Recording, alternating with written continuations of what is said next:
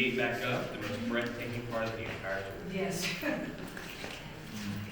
Alright, so Luray Caverns was discovered on August 13th of 1878 by 3 local men. Their names were Andrew Campbell, William Campbell, and Ben Stebbins. These 3 men were in the area at the time looking for caverns. That's because this area is known to be fairly karst. It means that caves and sinkholes delay the formations. And we have to ask this because we all have natural salts and oils in our skin that will permanently stun them and begin to break them down over time when we touch them. A second guideline we ask you all today is please make sure that throughout the entire tour you do stay with the group at all times. If there is too darkness, you're not able to see anything around you or even your hand right in front of your face. Final guideline we ask you all today is please make sure throughout the entire tour you do stay on all the brick and cement pathways at all times. Once again, which is access for your safety. The ground in this area would have been cracked open and allowed the inland sea to start slowly draining out. As the water would have been draining, it would have collected carbon dioxide from the atmosphere, creating mild carbonic acid. This would start to eat away at the weaker rock, but left behind the harder rock, or the bedrock, that makes up the floors, ceilings, and walls of the caverns. Now, eventually the water dissipated and left behind the open rooms and chambers we'll be seeing throughout the tour today, but then let the formations down here in the caverns will start forming.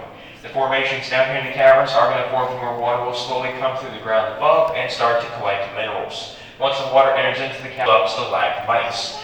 The best way to remember these two, even for me personally, is that stalactites hang tight to the ceiling, while stalagmites might reach the ceiling someday. If these two formations happen to grow together, it will form a column. Throughout your all's tour today, we'll be seeing varying shapes, sizes, and colors of all 3 of these formations. There are going to be 4 main colors down here in the caverns that you will be seeing today. The first color is going to be the reddish brown right beside me here, where you're going to be actually not natural to the caverns. As we're all coming down here, we're bringing in plant spores in our clothing, and as the plant spores go off our clothes and onto the walls of the caverns, the artificial lights down here will just simply cause to grow. Throughout the entire tour today, especially when the lights will be shining, you will see a little bit of cave moss or cave algae growing, and it will become more abundant as we descend and the ceilings become higher. Does anyone have any questions? Yes. How do they grow out of the what? How do they grow? So the leaves are still wet, which means they are still actively growing. It takes the formations down here in the caverns about 120 years to grow a single pubic dish. That's because of how slowly the water drips off them. Because of how they form, they are also known as dripstone formations. Now, if you look on the ceiling above you, you'll notice that the few formations up here are very dry. It looks like it's. Wow. That's like a field. It's just the ceiling reflecting the water. Yeah. That's super cool. That's super cool. Oh, it is super cool.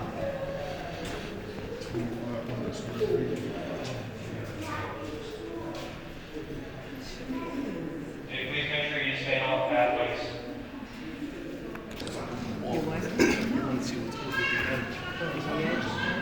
So at its deepest point, it's going to be along the far back wall. It's about 18 to 20 inches. However, on kind of like right here, beside the pathway especially, green lake tends to only be in range from 1 to 3 inches in depth.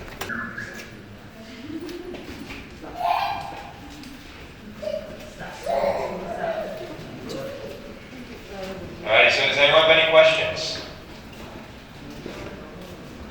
Alright, if not, as y'all make your way past, the next stop's going to be the top of the small hill just up ahead, and we're looking at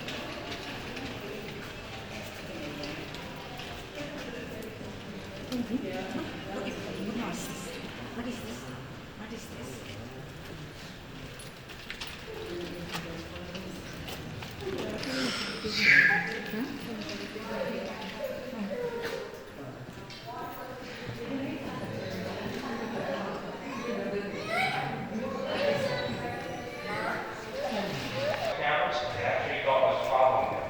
When they walked up to it, the candlelight mysteriously went out. They actually ran out of their scare, came in and just got the ghost. They came back in a couple weeks later to realize that it was just a formation, but they decided to have a little bit of fun with it, so they named it Ludo's Ghost. Ludo's going to be the Roman god of the underworld again, technically an entrance that had collapsed, trapping them down here, and then died of starvation. However, that theory was later thrown out because if it were true, then where's the rest of the skeletons? Remember, they found the fragments of one person and spine of someone else. The theory that they then came back from the ceiling above us later washed down into Skeleton's Gorge and washed up to the base of that column. They did eventually name the column Princess Column in honor of the young girl. They don't know whether she's a princess or not, but they thought it'd be a fitting name in honor. Those remains used to be kept on display here at the Caverns up until World War I. After World War I, the law was stating it was now illegal to display and identify remains to the public. So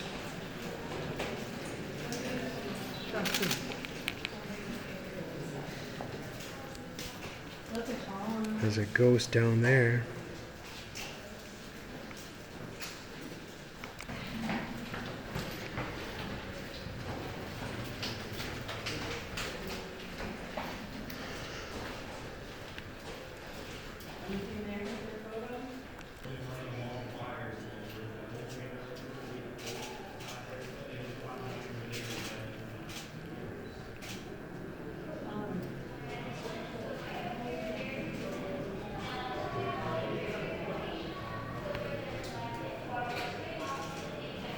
right, so we're currently standing in the main body of the Caverns. Now, the main body is going to be the largest, oldest, and driest part, and the reason for being so dry is because we're actually right underneath the crescent being built.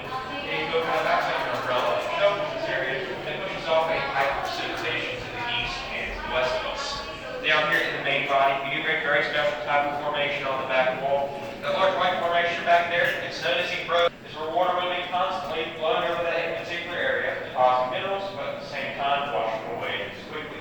It's caused the flow stem to take about 300 years to grow a single cubic inch, but it also means that at one time our frozen waterfall would have been the natural waterfall down in the Caverns. Right beneath the frozen waterfall, we do have a Liberty Bell, or if you want to reach the top of the bell.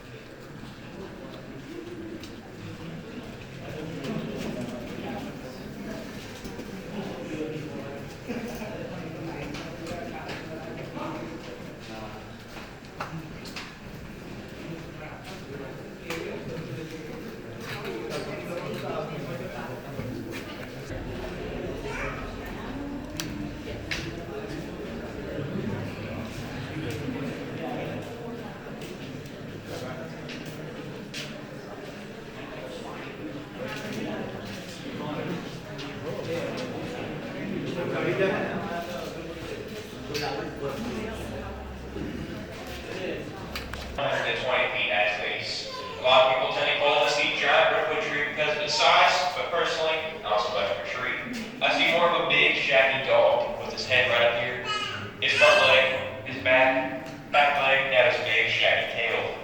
I've also heard a couple people say a woolly mammoth or another. Going towards our next stop, you'll have the chance to look over into Totem Pole Valley. Totem Pole Valley is famous for being the only area throughout the entire Caverns to have parts of a movie filmed there. That movie was called The Other Side of Midnight. However, it was not well heard of since it was in theaters at the same time the first Star Wars movie came out. That chance you're going to have is going to be right behind you here. However, just take care of it. Epic.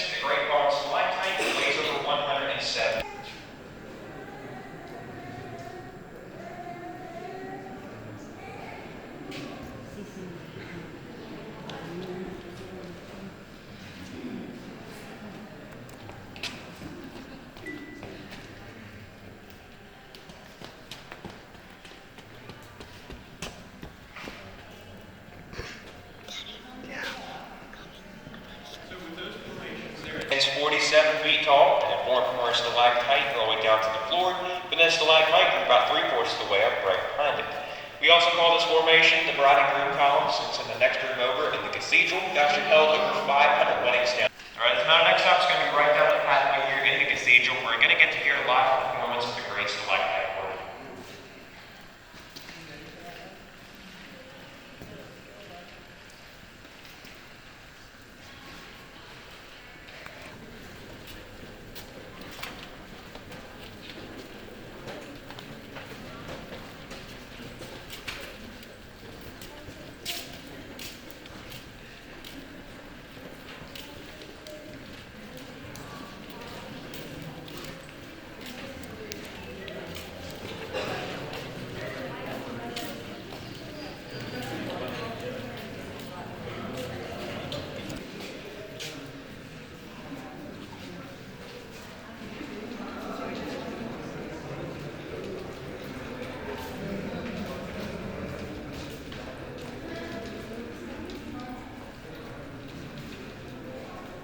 Almost 3.5 acres of this caverns. This means you're currently standing in the heart of the world's largest musical instrument, the great stalactite organ. Now, the man who created this, his name was Leland W. Sprinkle. He came down here between the years of 1954 to 1957. He tapped over 3,000 stalactites to find all the correct notes of that organ to play off nothing but the formations around us. Today, you're going to get to hear a live performance on your favorite church hymn, "A Mighty Fortress Is Our God." However, I will not begin to ever play that. Simply because if I did, it would be absolutely horrendous. But instead, like a player piano or a music box, all I have to do is push one little button. Now then it's going to signal to that one very quickly to tap the formation. This will then cause the crystal inside the formation to vibrate and prevent the creative sound. And right beneath on the solenoid, there's a little amplifier that'll pick up that sound and amplify it like you can hear it a little better. During this performance, if you would like to record the music, feel free to do so. However, we do ask you to remain as quiet as possible so everyone can hear it. But like I said, if you would like to record, you get one.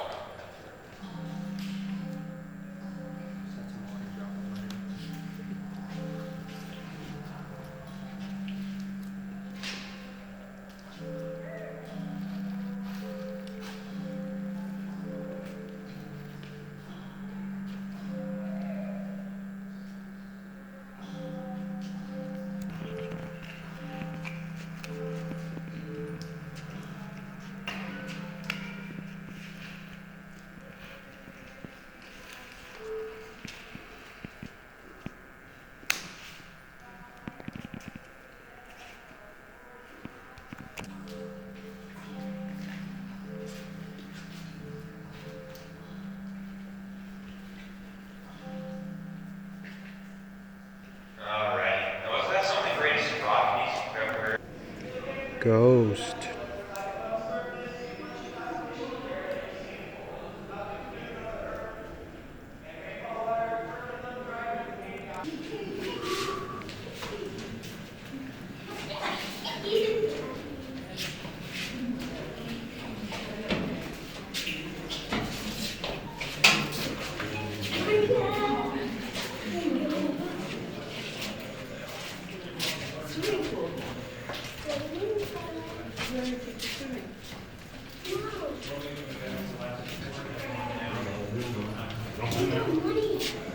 Jump in there, get in there.